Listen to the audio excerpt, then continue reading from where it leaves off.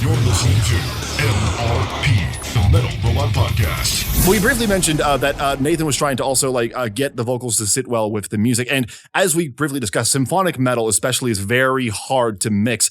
I learned that from personal experience. But when it comes to the mixing of this album, I feel like everything not only balanced well, but you solved, in my opinion, one of the biggest problems that symphonic metal has, in that when you try to mix everything together, many times the power goes away. There's very few instances where that works. And I think in this case, you definitely solved that problem. So how long did it take to really get that problem solved? Yeah, that's a very good question, Tom. And yeah, I definitely agree with you. Like, there's a lot of mixes that I hear in this genre where kind of like the power just like sinks away almost. And we kind of wanted to avoid that, and also we wanted to hear all of like the instruments, right? You want to hear like the important parts stick out. Okay, what has that melody? What has that important line? Like, and so forth. You get the idea. Mm-hmm. But I'd say how we approached it was that right. What's the best way to explain this? I'm having brain farts. Yeah. Right now. That's what happens when you try to think of a symphonic metal mix right there. That's yeah. You described it. Yeah, you just described it pretty well.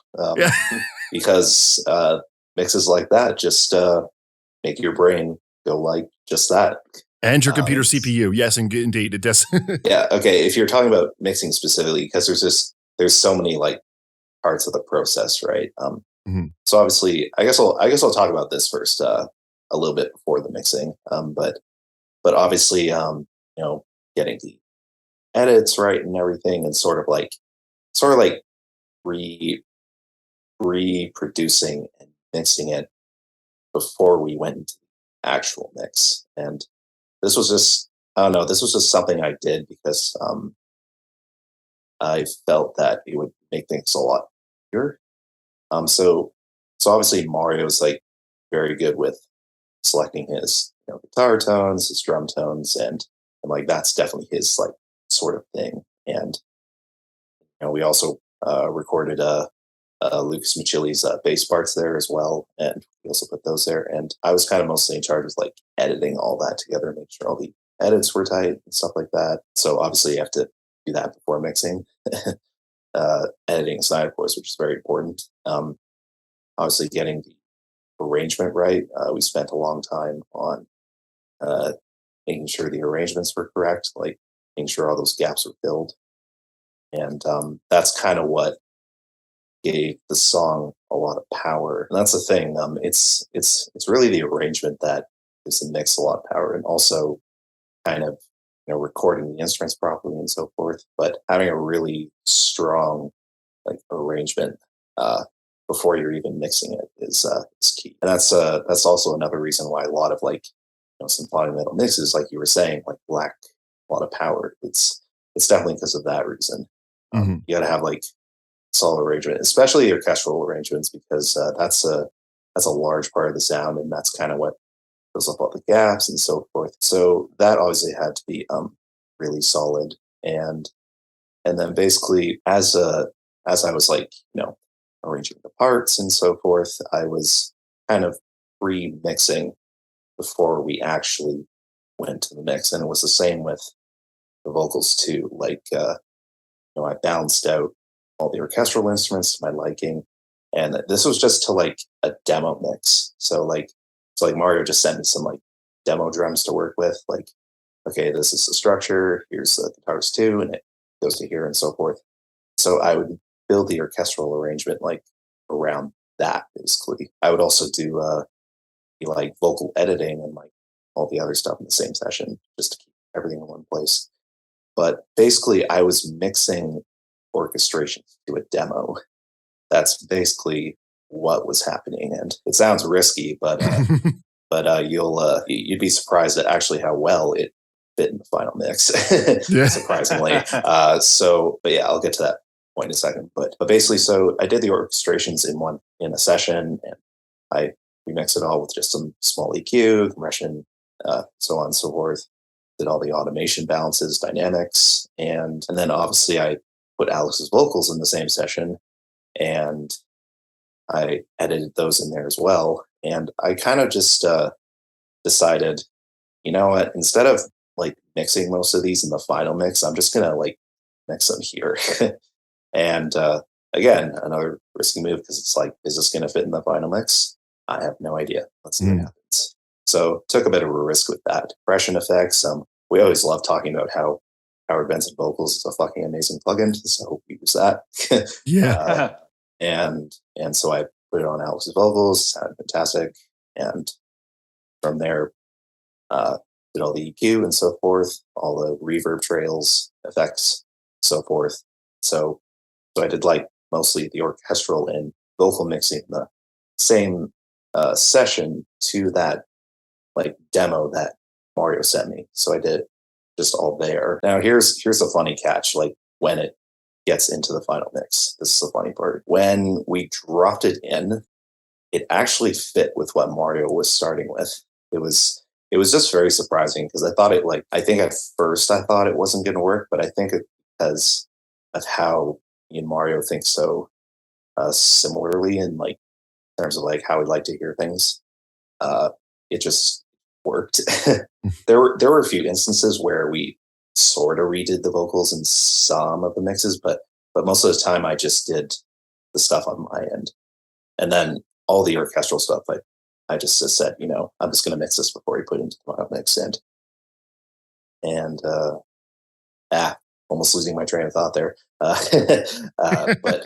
But oh yeah, that's what I was going to say. So when I took the orchestral tracks, I was like, this would be a lot easier if I just sent him a single bounce of the orchestrations. And so this was also a risky move because you're like, okay, how is this going to sit if we can't have individual bounces? Let's say if we want to change something, right? But I said, you know what? I'm just going to keep this simple. I'm going to send him just a single file of each one. There was like one time where we separated the orchestra and choir, but mostly it was just one bounce. But it just fit in the mix.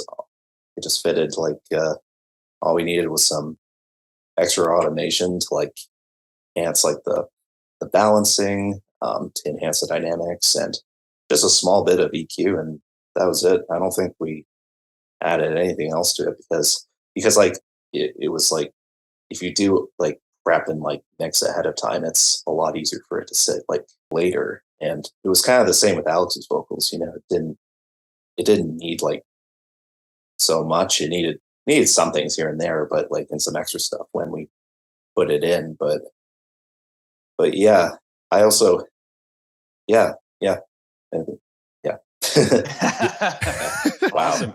I just love how I stumble on I just got taken on a journey right there. Like that was yes or no. Do you think you'd be doing that for the second album, or do you think you've pushed the envelope a little too much there? I would say we would do some things a little differently next record because there were some things that like we just went along with that made the process a little more difficult than it was supposed to be.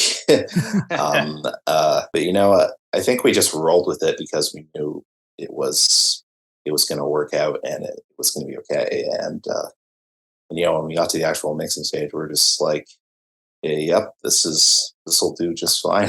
Perfect. Yeah, I'd say the only thing we do differently next time is, I mean, at least on my end, we would probably just separate the orchestral stems out next time.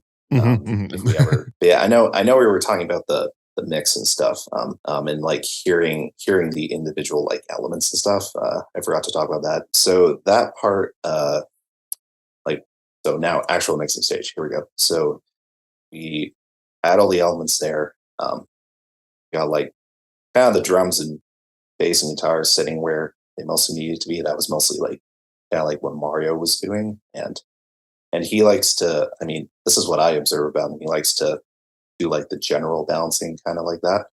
So we balance them out sort of like that. And then I sort of come in and I'm like, okay, balances need to change during this part. Balances need to change during that part, this part, that part.